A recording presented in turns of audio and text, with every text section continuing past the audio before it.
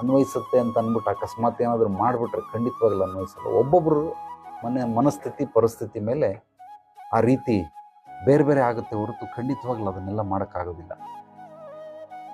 ಕರೆಸಿ ಬುದ್ಧಿವಾದ ಹೇಳಿ. ಓಕೆ, ಇವತ್ತಿನ ಕಾಲದಲ್ಲಿ ತುಂಬ ಒಳ್ಳೆಯವನಾಗಿ ಬದುಕುವುದು ಕಷ್ಟ ಅನಿಸುತ್ತೆ. ಇದಕ್ಕೆ ನಿಮ್ಮ ಸಲಹೆ ಹೇಳಿ ಗುರುಜಿ. ಒಳ್ಳೆಯವನು ಖಂಡಿತವಾಗ್ಲೂ ನಾನು ಹೇಳ್ತಾ ಇದ್ದೀನಿ, ನನ್ನ ಅನುಭವದಲ್ಲಿ ಹೇಳ್ತಾ ಇದ್ದೀನಿ, ನೀವೇನಾದರೂ ಒಳ್ಳೆಯವರಾದರೆ ದುಬೈಯಲ್ಲ ಯಾವುದೋ ಒಂದು ಅರಬ್ ಕಂಟ್ರಿಲಿ ಅವ್ರೇನೋ ತಪ್ಪು ಮಾಡಿದ್ರೆ ಒಂದು ಹಳ್ಳ ತೋಡ್ಬಿಡ್ತಾರೆ. ಒಂದು 15 ಅಡಿ ಹಳ್ಳ ತೋಡ್ಬಿಟ್ಟು ಅವ್ನು ಹಾಕ್ಬಿಟ್ಟು ಬರೋರೆಲ್ಲ ಒಂದೊಂದು ಕಲ್ಲು ತಗೊಂಡು ಹೊಡಿಬೇಕು. ಅದೇ ಅವನಿಗೆ ಶಿಕ್ಷೆ. ಆ ಎಲ್ಲರೂ ಊರಿನಲ್ಲಿ ಎಷ್ಟು ಜನ ಇದ್ದಾರೆ ಅಷ್ಟು ಜನನೂ ಹೊಡಿಬೇಕು ಕಲ್ಲು ತಗೊಂಡು. ಹೊಡೆದು ಅಷ್ಟು ಜನ ಹೊಡೆದ ಮೇಲೂ ಅವ್ನು ಬದುಕಿದ್ರೆ ಅವನನ್ನು ಎತ್ಕೊಂಡೋಗಿ ಹಾಸ್ಪಿಟ್ಲಿಗೆ ಹಾಕ್ತಾರೆ, ಟ್ರೀಟ್ಮೆಂಟ್ ಕೊಡ್ತಾರೆ. ಇಲ್ಲಾಂದ್ರೆ ಅವ್ನು ಅಲ್ಲೇ ಸತ್ತ ಅಂತ. ಅದೇ ರೀತಿ ಒಳ್ಳೆಯವರಾಗೋರ್ ಗತಿಯೆಲ್ಲ ಏನು ಅಂದರೆ ಹಳ್ಳಕ್ಕೆ ಬಿದ್ದವನಿಗೆ ಆಳ್ಗೊಂದು ಕಲ್ಲು ಅಂತ ಕರೀತಾರೆ. ಅದೇ ರೀತಿ ಖಂಡಿತವಾಗ್ಲಪ್ಪ ಒಳ್ಳೆಯವನಾಗೋ ಆ ಒಳ್ಳೆ ಬಿರುದನ್ನು ತಗೊಂಡು ಅದಕ್ಕೊಂದು ದೊಡ್ಡ ನಮಸ್ಕಾರ ಹಾಕ್ಬಿಡಿ. ಕೆಟ್ಟವನು ಅನ್ಕೊಳ್ಳಿ ಪರವಾಗಿಲ್ಲ, 3rd ಕ್ಲಾಸ್ ಅನ್ಕೊಳ್ಳಿ ಪರವಾಗಿಲ್ಲ, ದಯಮಾಡಿ ಒಳ್ಳೆಯವನು ಅಂತ ಮಾತ್ರ ಕರಿಬೇಡಿ. ಒಳ್ಳೆಯವರಾಗೋ ಅವಶ್ಯಕತೆ ಇಲ್ಲವೇ ಇಲ್ಲ. ನೀನು ಒಳ್ಳೆಯವನಾಗಿ ಶ್ರೀರಾಮಚಂದ್ರ ನಿನ್ನನ್ನೇನು ದೇವಸ್ಥಾನ ಕಟ್ಟಬೇಕಾಗಿಲ್ಲ, ಅವಶ್ಯಕತೆ ಇಲ್ಲ. ಒಳ್ಳೆಯವನಾಗೋದು ಬಹಳ ಬಹಳ ಕೆಟ್ಟ ಕೆಲಸ ನನ್ನ ಪ್ರಕಾರ.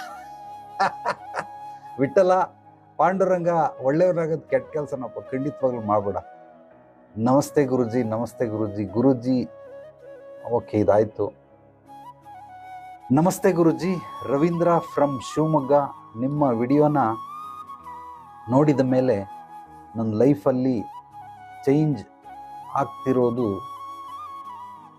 ಗುಡ್ಕಾ ವಿಮಲ್ ಬಿಟ್ಟಿದ್ದೇನೆ, ಡ್ರಿಂಕ್ಸ್ ಬಿಟ್ಟಿದ್ದೇನೆ, ನೆಗೆಟಿವ್ ಥಿಂಕಿಂಗ್ ಬಿಟ್ಟಿದ್ದೇನೆ. ಡೈಲಿ 5 AM ಎದ್ದು ವಾಕಿಂಗ್ ಮಾಡ್ತಾ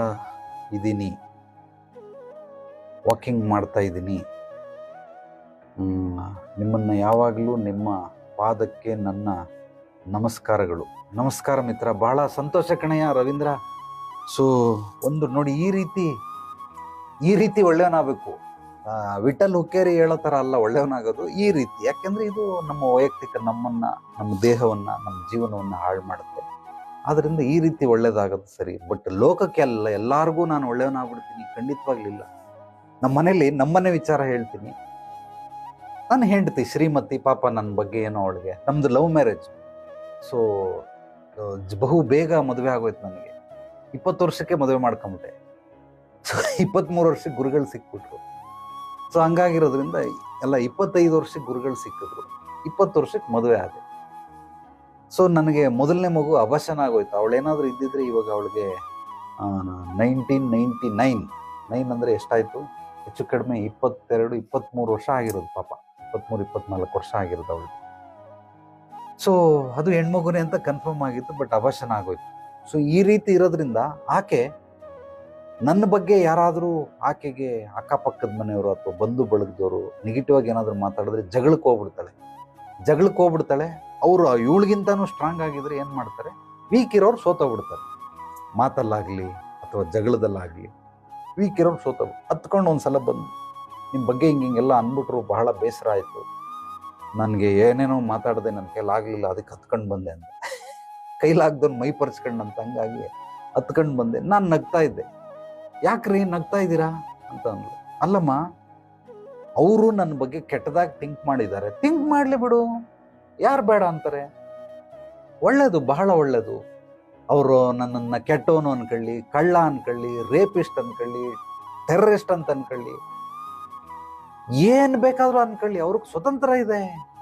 ಮಹಾತ್ಮ ಗಾಂಧಿ ಸ್ವತಂತ್ರ ಹೋರಾಟಗಾರರು ಸ್ವತಂತ್ರ ತಂದ್ಕೊಟ್ಟಿರೋದು ಏನಕ್ಕೆ? ಯಾರನ್ನ ಹೆಂಗೆ ಬೇಕಾದ್ರೂ ತಿಳ್ಕೊಳ್ಬೋದು, ಹಂಗಾಗಿ ಹೋಗ್ಲಿ ಬಿಡು ಅಂತ ಅಂದ್ಬಿಟ್ಟು ಬಿಟ್ಬಿಟ್ಟೆ. ಅದಕ್ಕೆ ನೀವು ಬಿಟ್ಬಿಡ್ತೀರ, ನಾನು ಬಿಡಲ್ಲ. ಸರಿ ಆಯ್ತು, ಹೋಗಿ ಜಗಳ ಮಾಡು, ಶಕ್ತಿ ಇದ್ರೆ ಜಗಳ ಮಾಡು, ನಿನ್ನ ಹತ್ರ ಸರ್ಕಿದ್ರೆ, ಮಾತಾಡೋದಕ್ಕೆ ಮಾತುಗಳಿದ್ರೆ ಮಾತಿಂದ ಗೆಲ್ಲು, ಮಾತಾಡೋಕ್ಕೆ ಗೆಲ್ಲಿಲ್ಲ ಅಂದರೆ ತೋಳ್ಬಲದಿಂದ ಗೆಲ್ಲು, ಹಂಗೂ ಗೆಲ್ಲಿಲ್ಲ ಅಂದರೆ ಯುಕ್ತಿಯಿಂದ ಗೆಲ್ಲು, ಅದು ಆಗಲಿಲ್ಲ ಅಂದರೆ ತಲೆ ಚಚ್ಚಕೋ, ಅಷ್ಟೇ, ಇನ್ನೇನು ಮಾಡೋಕ್ಕಾಗಲ್ಲ. ನಾನು ಮಾಡೋಷ್ಟು ಮಾಡ್ಬಿಟ್ಟಿದ್ದೀನಿ. ನನ್ನ ಬಗ್ಗೆ ನನಗೆ ಯಾವುದೇ ರೀತಿ ಯಾರು ಏನೇ ಅಂದ್ಕೊಂಡ್ರು ಕೂಡ, ಒಳ್ಳೆಯವನು ಅನ್ಕೊಳ್ಳಿ, ಕೆಟ್ಟವನು ಅನ್ಕೊಳ್ಳಿ, ನಾನು ಅದ್ರ ಬಗ್ಗೆ ಎಲ್ಲ ತಲೆ ಕೆಡಿಸ್ಕೊಳಕ್ಕೆ ಹೋಗಲ್ಲ. ನನ್ನ ಬದುಕು, ನನ್ನ ಜೀವನ, ನನ್ನ ಗುರುಗಳು ಹೇಳ್ಕೊಟ್ಟಂಥ ಹಾದಿಯಲ್ಲಿ ಅದ್ಭುತವಾಗಿ ಸಾಕ್ತಾ ಇದ್ದೀನಿ.